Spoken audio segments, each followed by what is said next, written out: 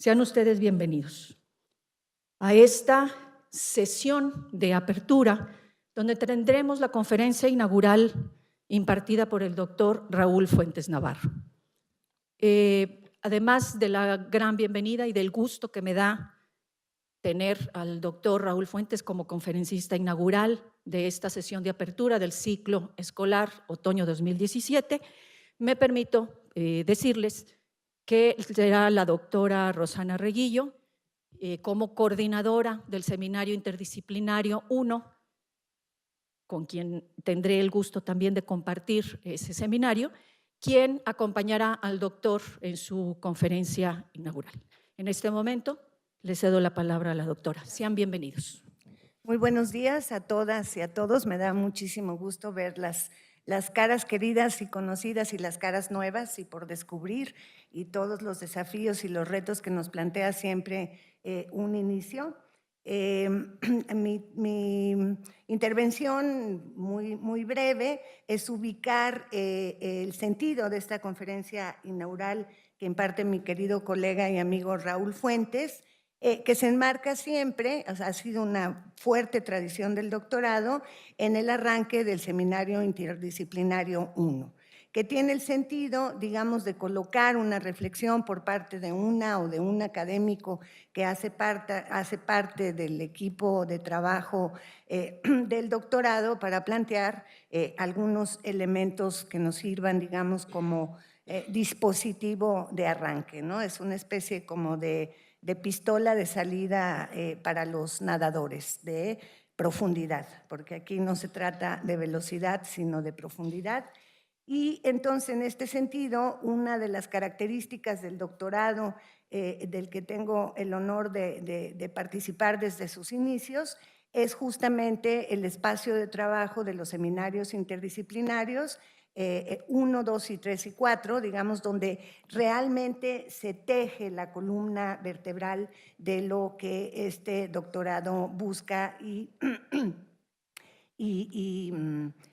potencia, ¿no? Que es justamente el trabajo de un tejido fino a nivel epistemológico, teórico y metodológico que trascienda las visiones tradicionales rígidas, ¿no? Que suelen confundir rigor con rigidez, ¿no? Y la idea aquí es justamente no confundir nunca ese rigor con la rigidez.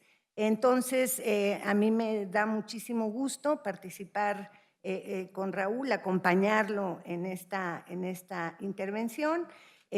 También debo decir que para mí es un enorme placer poder compartir este seminario por primera vez, porque normalmente yo he sido la responsable del 1 y del 4, o sea, yo abro y yo cierro, ¿no? Los seminarios había venido abriendo y cerrando, y en esta ocasión me toca hacer esta coordinación con mi querida colega María Marta Collignon. Sin más, voy a pedirle a la coordinadora del doctorado que por favor haga los honores a nuestro conferencista inaugural.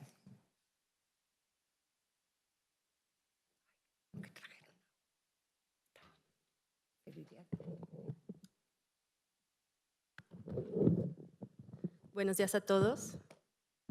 Es para mí un honor presentar al doctor Raúl Fuentes, que con su conferencia inaugural del día de hoy, enmarcada en el Seminario Interdisciplinario 1, con este evento le damos la bienvenida a la generación 2017-2021 del doctorado en Estudios Científicos Sociales. A continuación daré lectura a un brevísimo resumen de su trayectoria académica. Primero como estudiante entre 1970 y 1975 y luego como profesor desde enero de 1978, el doctor Fuentes ha sido parte de las dependencias dedicadas a la enseñanza y la investigación de las ciencias de la comunicación en el ITESO. Ya por 45 años, desde ahí ha participado en la evolución de algunos de los procesos de institucionalización de estos estudios en México y en otros países de Iberoamérica. En distintas épocas fue responsable de la gestión académica de algunas de estas dependencias, como director de la Escuela de Ciencias de la Comunicación entre 1981 y 1988, de la Unidad Académica de Comunicación en Posgrado, Maestría en Comunicación, entre 1990 y 1993.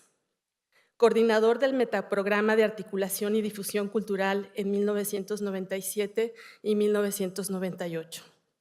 Coordinador de este doctorado en Estudios Científicos Sociales entre 2006 y 2012. Y del Programa Formal de Investigación en Estudios Socioculturales desde 2013. Es profesor titular desde 1981, numerario desde 1990 y emérito desde 2016 en el ITESO. Externamente al ITESO, es miembro del Sistema Nacional de Investigadores desde 1996, cuando obtuvo su doctorado en Ciencias Sociales en la Universidad de Guadalajara. Y desde 2006 mantiene el nivel 3 en este Sistema Nacional de Investigadores. Además, es miembro regular de la Academia Mexicana de Ciencias desde 2005.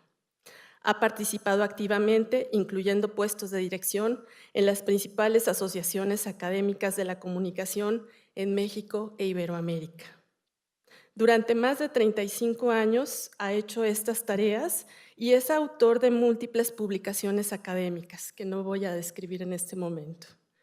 Además de su trabajo docente de investigación, vinculación y gestión, desde 1983 ha desarrollado actividades de documentación académica sobre el campo de la comunicación en México, tema del cual es referente obligado en todo Iberoamérica.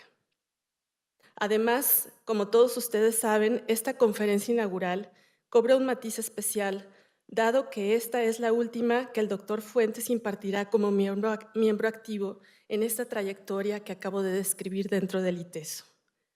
Raúl, estamos muy contentos de tener la oportunidad de escucharte y de seguir aprendiendo de ti. Muchas gracias por aceptar y compartir con nosotros tu trabajo. Sin más preámbulos, cedo la palabra al doctor Raúl Fuentes. Muchas gracias. Yo quisiera sentirme más nuevo, pero no es tan fácil. Bueno, luego les platico una manera de resolver ese problema. Muchas gracias, Alejandra, muchas gracias, Rosana, muchas gracias, María Marta, muchas gracias a ustedes. Voy a leer durante un rato un texto preparado para darle alguna formalidad adicional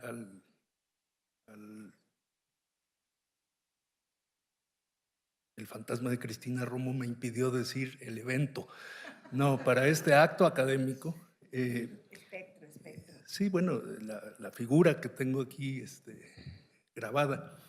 Y entonces los invito a tener la paciencia de ir siguiendo hasta donde puedan. Como diría un teórico del béisbol, Yogi Berra, esto no se acaba hasta que se acaba, así es que al rato se acabará. Por lo pronto comienzo. Tengo hoy una encomienda muy honrosa y muy agradable, aunque difícil de cumplir. Mis queridas colegas Rosana Reguillo y María Marta Coliño, que me invitaron a presentar esta conferencia inaugural del curso y de bienvenida a la 9ª generación del doctorado en Estudios Científicos Sociales, pensaron seguramente que yo podría con este compromiso, y si no, que ellas podrían remediarlo con cierta facilidad y el apoyo de otros profesores invitados durante el resto del semestre. Eso me tranquiliza, esa es una salvaguarda que tengo presente, y sobre esa base abordo con confianza esta tarea, cuya dificultad no puedo ni resolver ni eludir. Después de todo, esta es una condición común en el doctorado, trabajar sobre un problema sin tener la seguridad, aunque sí la necesidad de resolverlo, y además de explicar cómo se hizo. Es un método de producción académica ciertamente exigente y por eso uno nunca termina de dominar el oficio.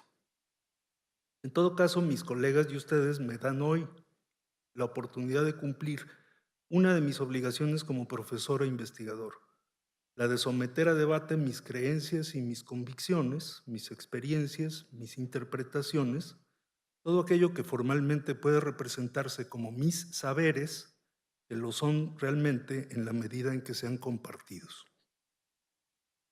Para alguien sometido a un proceso de formación académica permanente en ciencias de la comunicación y en ciencias sociales y humanidades como yo, una conferencia como esta implica el compromiso de exponer un discurso consistente, lo más que se pueda, en una forma tal que propicie la interlocución, la búsqueda y el reconocimiento común de los referentes y de los argumentos, no necesariamente para conseguir el acuerdo sobre ellos, sino para clarificar los términos de una conversación o de un debate, si se quiere, que pueda llevar a los interlocutores a precisar y a refinar sus significados al respecto, a fortalecer o a modificar sus posturas y creencias, a descubrir nuevas posibilidades de sentido para y sobre algún aspecto pertinente de la vida práctica. La producción de preguntas, que es el título que elegí para esta exposición, es una tarea que solo puede abordarse en plural en la práctica social. Lo que intento hacer en los próximos minutos, entonces, es proponerles una conversación interesante y útil, más allá de la disparidad entre la perspectiva discursiva de un académico a punto de jubilarse, que es escuchada e interpretada, entre otros, desde perspectivas múltiples y diversas y dispersas hasta hoy, las de las historias de cada quien y las razones por las cuales cada quien solicitó y obtuvo su ingreso a este programa. Esa disparidad es constitutiva del proceso de formación universitaria del más alto nivel y también de los otros, pero a este más alto nivel es al que les doy la bienvenida con el deseo de que la red de conversaciones les resulte productiva y placentera. Aunque esta exposición tendría que ver más con el futuro, comienzo recordando que hace 15 años, el 15 de agosto de 2002, Néstor García Canclini expuso en la conferencia estrictamente inaugural de este doctorado una lección erudita y brillante sobre un objeto de estudio que desafía a las disciplinas. Se refería a lo latinoamericano como ese objeto y, por supuesto, a las ciencias sociales y las humanidades como sujeto, aunque el trabajo de Néstor se encuadra en la antropología, una disciplina desde donde ha conseguido que sus contribuciones y aportes sean un ejemplo de interdisciplinariedad, o más precisamente, de elaboración de estrategias interdisciplinarias, por lo que, entre otros méritos, ha sido reconocido desde 2007 como investigador emérito en el Sistema Nacional de Investigadores. En aquella conferencia se preguntaba Néstor, ¿en qué condiciones es posible, en 2003, articular los diversos conocimientos disciplinarios, globales, regionales y locales sobre América Latina para intentar construir un saber que compatibilice las aproximaciones parciales y fundamente la acción sociocultural y política? De esa manera sintetizaba varias de las dimensiones esenciales a tomar en cuenta al discutir y al asumir estrategias interdisciplinarias para intentar compatibilizar esas aproximaciones parciales y fundamentar esa acción política y cultural sobre múltiples y variados objetos de conocimiento científico-social. Esa también es una buena manera de identificar la opción a la que se sumó el ITESO cuando decidió abrir este programa de doctorado con eje central en la interdisciplinariedad y que nos ha mantenido en contacto colaborativo con otros proyectos académicos institucionalizados en el área metropolitana de Guadalajara, en México y en otros países, porque la opción de diseñar programas de doctorado con recortes más amplios, con recortes de área y no de disciplinas especializadas, se hizo cada vez más común a partir de los años 90, si bien los ejes centrales y las líneas de generación y aplicación del conocimiento, como se les llama en la terminología oficial en México, identifican diversos proyectos y capitales académicos institucionales. Además de razones muy prácticas, de políticas de gestión de recursos sobre todo, estas opciones tienen en común la referencia conceptual y política a los debates mundiales sobre las ciencias sociales que desde los años 70 del siglo pasado han acompañado, aunque casi siempre a una distancia considerable, los procesos de constitución del mundo contemporáneo.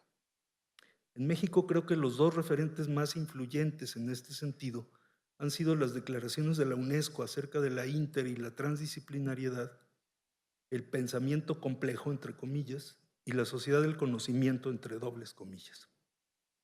Eso por una parte. Por otra, la propuesta de abrir las ciencias sociales de la Comisión Gulbenkian, encabezada por Immanuel Wallerstein en los años 90.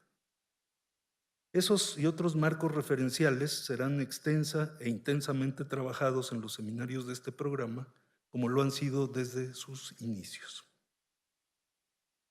Porque en síntesis, nuestro programa se diseñó para la formación de nuevos investigadores, para fortalecer la estrategia interdisciplinaria en el campo académico de las ciencias sociales y para articular interinstitucionalmente la práctica científica con la acción cultural y política en el entorno social. 15 años después está por verse cómo y hasta dónde hemos podido llegar a este triple propósito, y si hay alguna otra dimensión que haya que agregar o alguna condición nueva que tengamos que asumir, porque hemos visto cómo en estos 3 lustros el mundo social circundante y referente de nuestro programa y sus futuros posibles han cambiado sustancialmente. Tenemos que reevaluar las condiciones y eventualmente rediseñar las estrategias con que hemos abordado la tarea que ya señalaba García Canclini en su conferencia inaugural. Repensar la tarea de la universidad junto a los otros actores sociales en medio de la contradictoria globalización de América Latina, de los desafíos que supone nombrar sus futuros posibles. Un buen número de académicos destacados han participado y participan todavía en los equipos básicos de este doctorado. Otro buen número de investigadores del más alto nivel han acompañado y acompañan el proyecto desde otras instituciones. Mención especial merece quizá Jesús Martín Barbero, quien diseñó e impartió las 2 primeras versiones de este seminario interdisciplinario 1 y nos enfrascó en los debates no solo sobre la interdisciplinariedad, sino sobre la transdisciplinariedad. Esa idea, que según Jesús es producto de una triple convergencia, la de un proceso interior de las ciencias, un proceso que conecta a las ciencias con su exterior y finalmente un proceso que interpela al estatuto mismo del saber científico desde la cuestión por la supervivencia de nuestras sociedades y aún de este planeta. Esas 3 fuentes de articulación problemática para nuestra investigación que hacen el desafío presente y futuro. Alrededor de medio centenar de graduados atestiguan ya la multiplicidad de opciones para concretar en la práctica profesional y social los componentes del perfil que como a los aquí presentes, se les propuso en su momento y lo asumieron como propio. Con muchos de ellos, orgullosamente mis pares, comparto algunas convicciones fundamentales como la perspectiva social de la práctica académica o el afán de construir mejores opciones colectivas de futuro y, por supuesto, el respeto mutuo ante las diversas maneras de interpretar, de evaluar y de concretar la respuesta a los desafíos del mundo contemporáneo y más específicamente a los desafíos del desarrollo de conocimiento válido y útil, siempre revisable, sobre tales desafíos.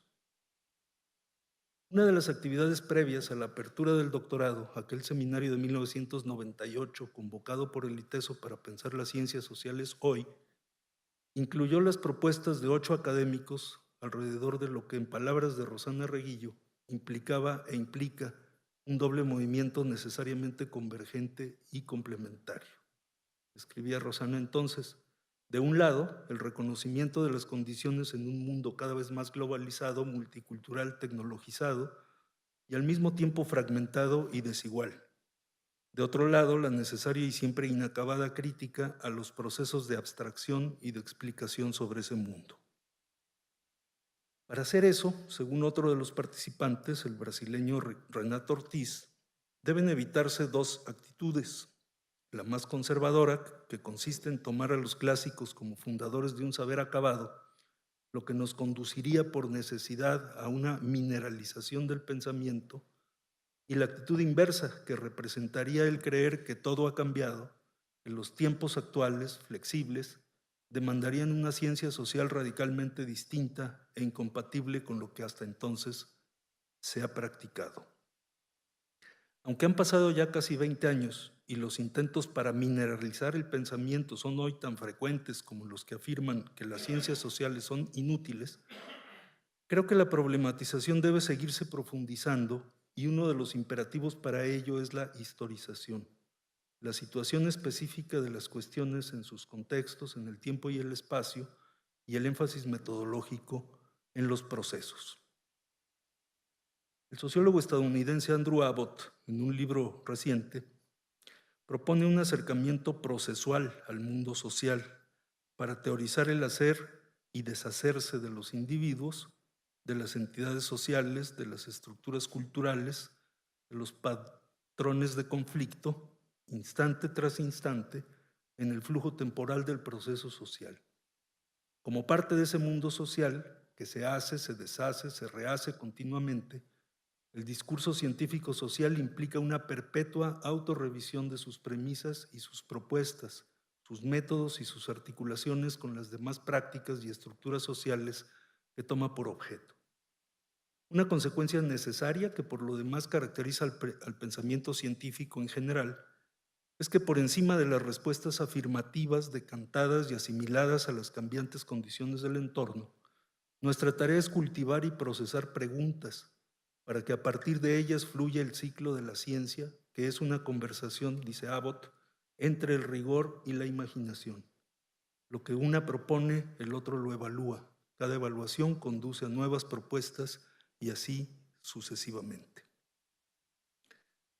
La doble dimensión del trabajo cotidiano, como investigadores y como profesores, en un programa de doctorado basado en estrategias interdisciplinarias para la formación universitaria de investigadores en estudios científicos sociales, nos obliga entonces, por ello, a ejercitar permanentemente y a reflexionar también permanentemente sobre ese ejercicio, un cuestionamiento práctico de la interdisciplinariedad y otros de nuestros términos clave, no como conceptos abstractos, sino como estrategias productivas propias de la formación universitaria y muy específicamente en la investigación que conduce a la realización de una tesis doctoral, esa que se concibe desde una perspectiva metodológicamente como un helicoide.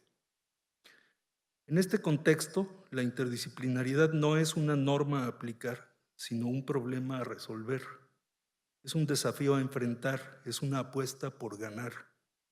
También por lo mismo es una experiencia a confrontar, es una práctica social a interpretar, un imperativo a problematizar. Y todo eso, por supuesto, es una tarea colectiva, intersubjetiva y muy concretamente situada en el tiempo y el espacio.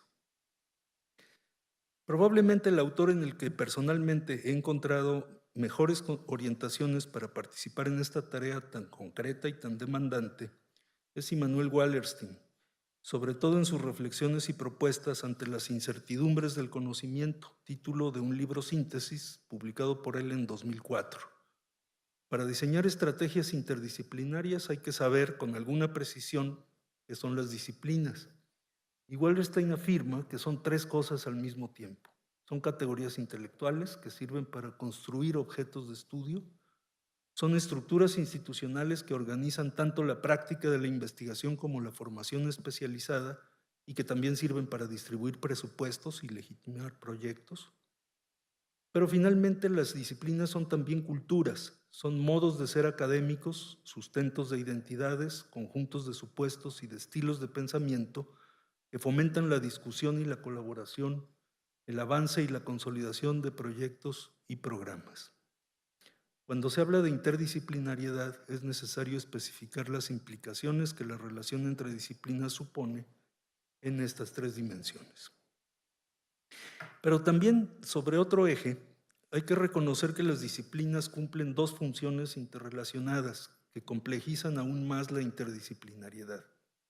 Por un lado, la disciplina es un modo específico de proceder que articula a la comunidad de especialistas, que es otro nombre para su identidad, que sirve para distinguirla de otras y para legitimarla en su triple carácter intelectual, institucional y cultural. Y por otro lado, donde siguen vigentes las acepciones religiosa y militar originales del verbo disciplinar, está la disciplina que se enseña a los aspirantes o que se impone a los discípulos, que se transmite de generación en generación para reproducir no solo ese modo específico de proceder en la producción académica, sino también de relacionarse con el mundo social externo a la comunidad, de preservar e intensificar la identidad, de generar preguntas pertinentes y tratar de responderlas provisional pero consistentemente. Y para terminar esta exposición, verán que el final es largo, retomo a otro distinguido académico estadounidense, Louis Menand, quien reflexionaba hace unos años sobre las causas y las consecuencias de las transformaciones estructurales de la educación superior de su país, desde la perspectiva de las humanidades, y contrastaba dos tendencias diferentes. Una, que él llama la interdisciplinaria, que supone el fortalecimiento de las disciplinas, sobre todo en su aspecto institucional. Otra, la postdisciplinaria, caracterizada por el creciente eclecticismo metodológico y temático en la investigación y la enseñanza.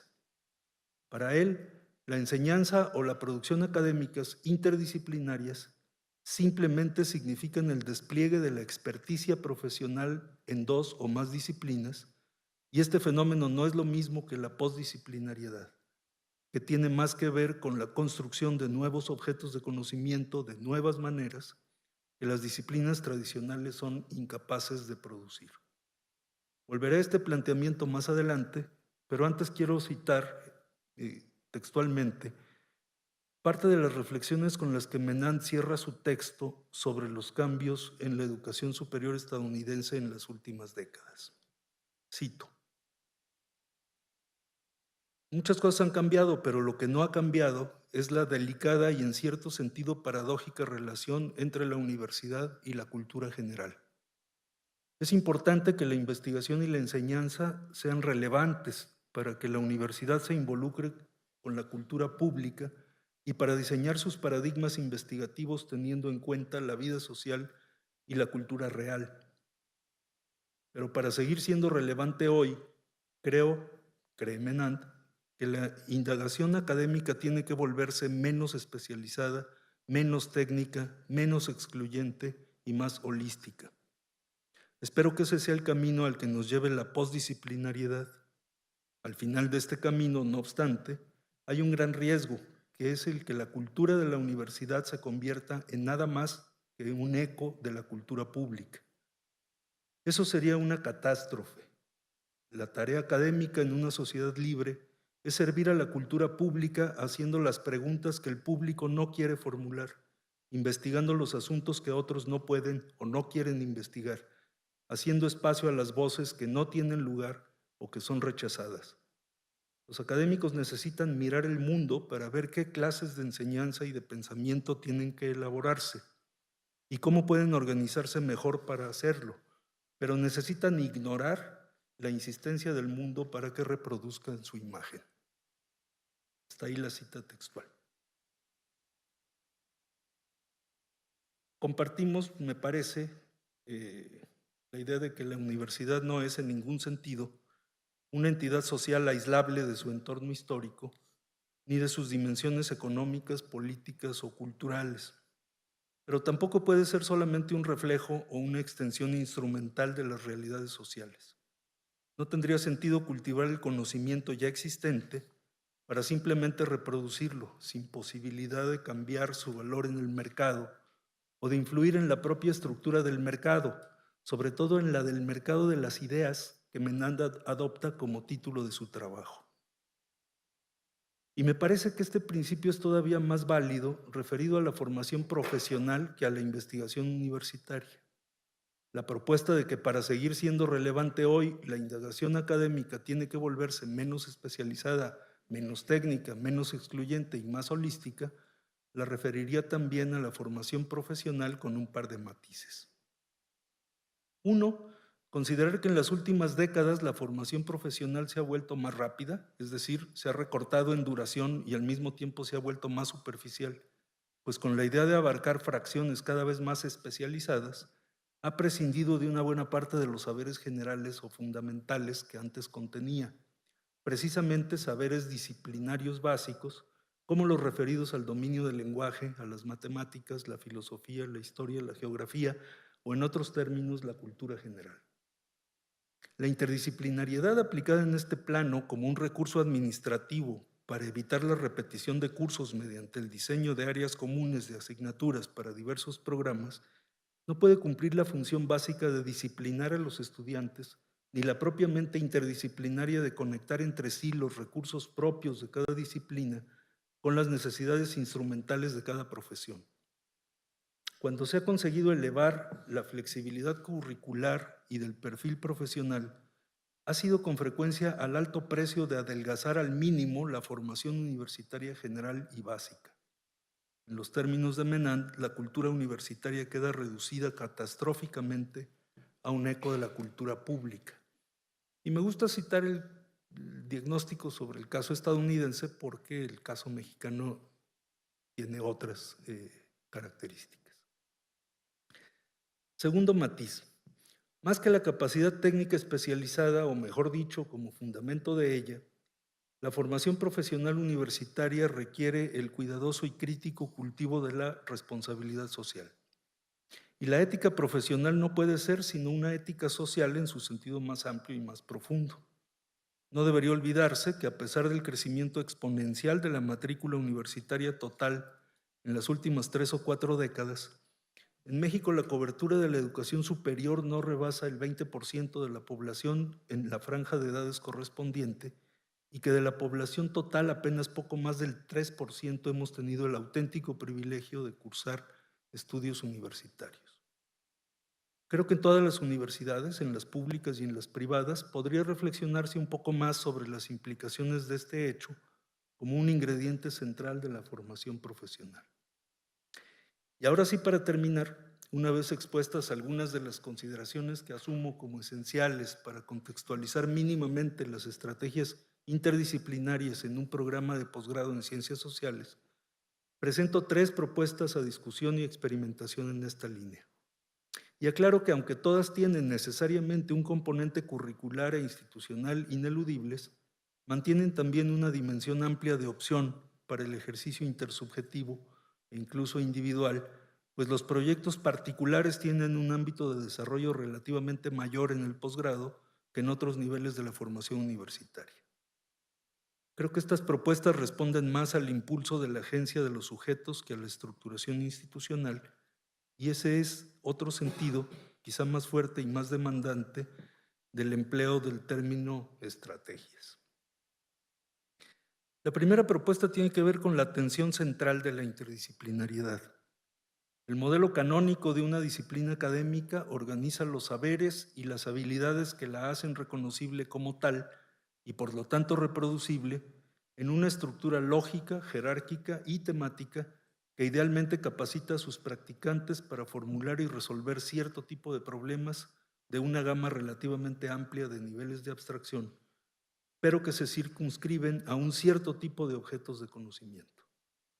Cuando un problema empírico no puede resolverse con los recursos acumulados por una sola disciplina, lo cual es cada vez más frecuente en el mundo contemporáneo, se establecen relaciones de colaboración interdisciplinaria para integrar los recursos, sean teóricos, metodológicos, técnicos o de cualquier otra índole de 2 o más disciplinas, para construir y abordar en conjunto un objeto de conocimiento más complejo. Pero este modelo básico de interdisciplinariedad no multiplica demasiado los alcances del conocimiento sobre el problema empírico, porque implica un gran consumo de energía en el ajuste de las 2 o más lógicas disciplinarias en interacción. La alternativa estratégica desde el punto de vista de la enseñanza diseñada es invertir el proceso. Se trata de partir de los problemas empíricos y para abordarlos convocar a los especialistas que sea pertinente para que aporten los saberes específicos de sus respectivas disciplinas. Esa atención interdisciplinaria, la que obliga a movilizar e integrar saberes diferentes a partir de la lógica de los propios saberes o a partir de sus posibles aplicaciones para la solución de un problema práctico, es muchas veces más desgastante e improductiva por muchas razones, pero sobre todo porque los problemas prácticos no pueden abordarse sino construyéndolos como objetos de conocimiento, y esa construcción se realiza de maneras específicas desde distintos puntos de vista. La construcción, a su vez, de los puntos de vista comunes entre miembros calificados de diversas disciplinas puede ser una tarea incluso de dificultad mayor que la propia construcción del objeto de conocimiento que haga abordable el problema empírico. Y no tanto por razones epistemológicas, sino porque las prácticas académicas son también prácticas sociales e implican intereses en pugna.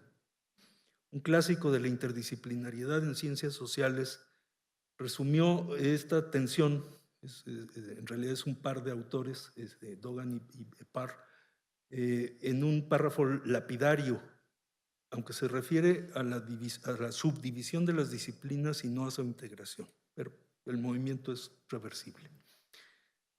Dice la lapidaria cita: las disciplinas y subdisciplinas se dividen de acuerdo con criterios epistemológicos, metodológicos, teóricos e ideológicos.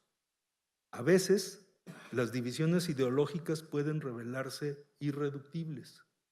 Las de carácter teórico son susceptibles de superación. Las de naturaleza conceptual o metodológica pueden ser fácilmente conciliadas. El problema de la interdisciplinariedad es sobre todo ideológico desde este punto de vista. Puesta en términos simples, aunque no me gusta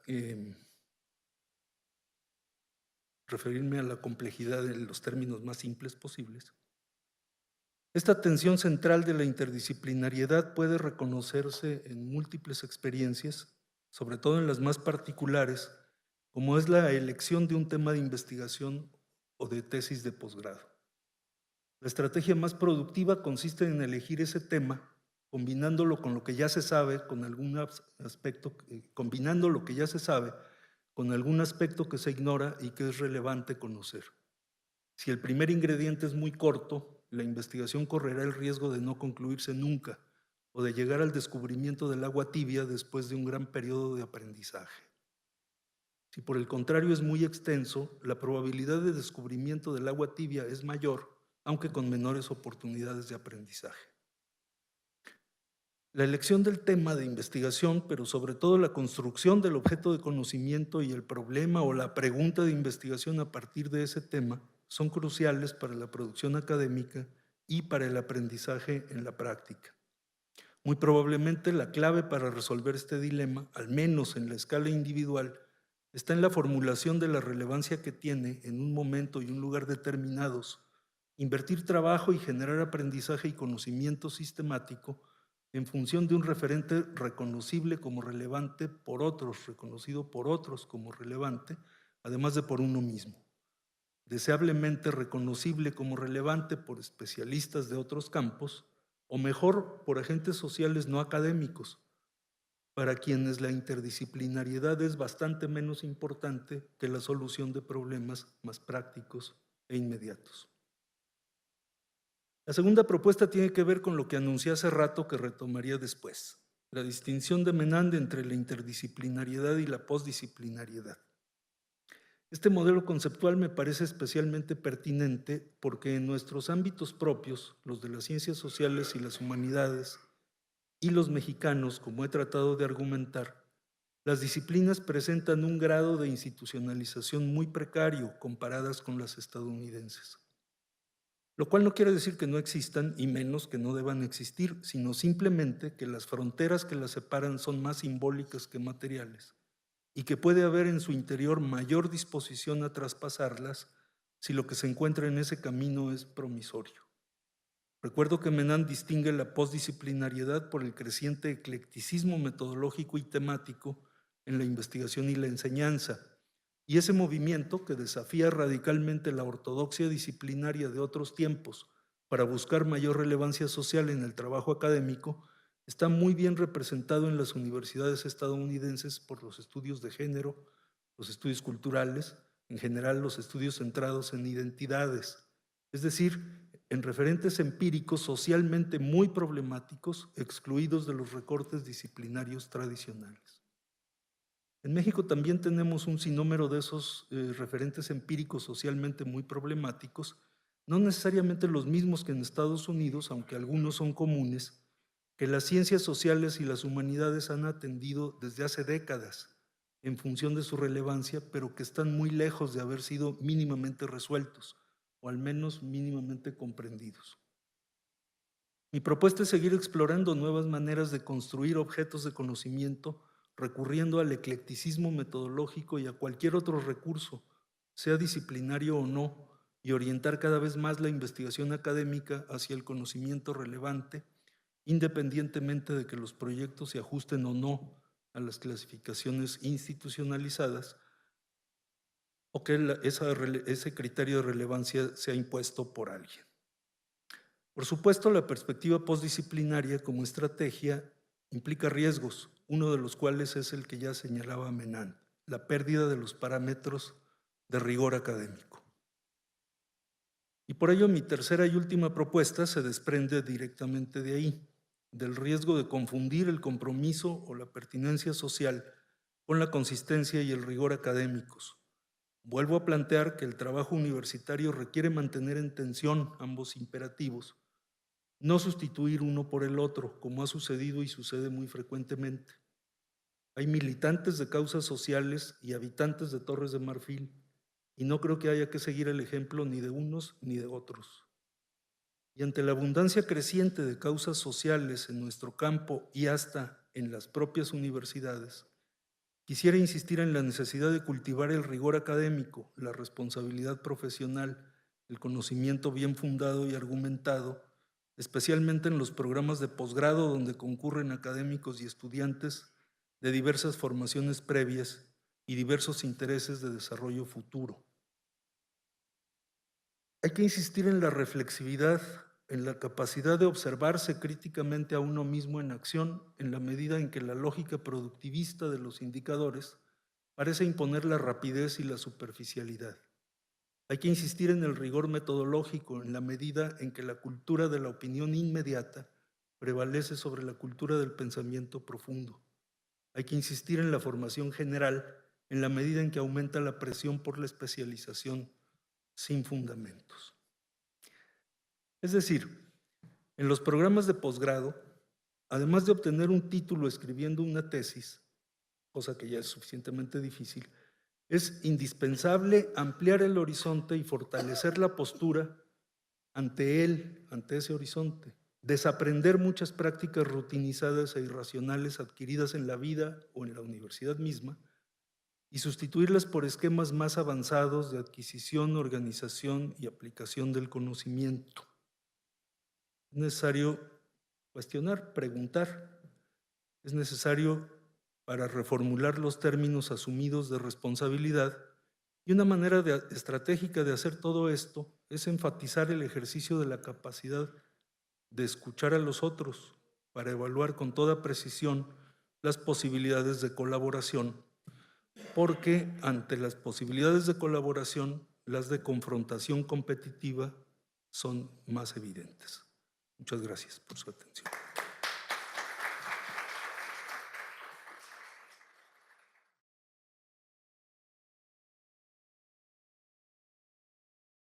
ITESO, libres para transformar. Universidad Jesuita de Guadalajara.